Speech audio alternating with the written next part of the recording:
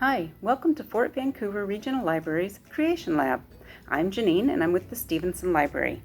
Today we're going to make a decorative egg using yarn, glue, balloons, and food coloring. What I'm going to start with is some glue. I put it in a container and I mixed some food coloring in with it. I blew up a balloon to the size of the egg that I want to make, and I soaked some of the yarn.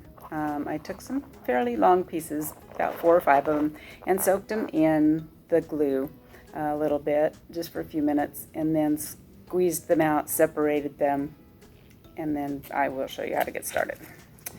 So you just start by putting the yarn on the balloon.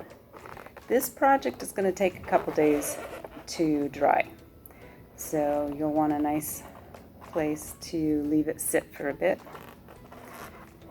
And I will try and start the next piece almost where I left off.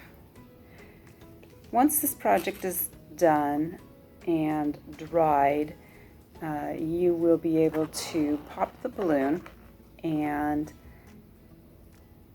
the shape of the yarn, if it's been dried long enough, will still hold. And so you just keep going until you get all your layers on like that. You'll want more. I'm going to set this aside just to show you the next part of the process.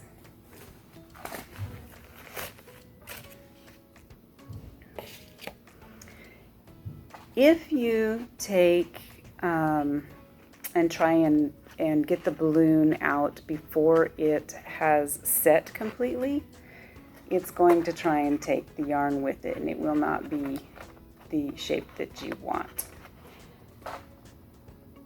I have a successful one that I got the balloon out of, and here's my egg shape. Set it here.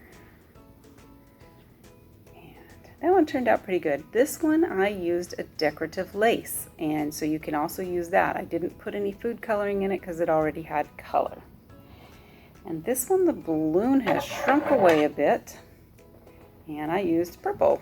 I've used red and blue in my food coloring to make purple. So I'm going to snip the balloon. And then you take the balloon out, and you have an egg. And you can display them, make a little display holder that it'll sit on, a little round ring of paper, cardboard, and you can display them. So there is your decorative egg using some basic household items.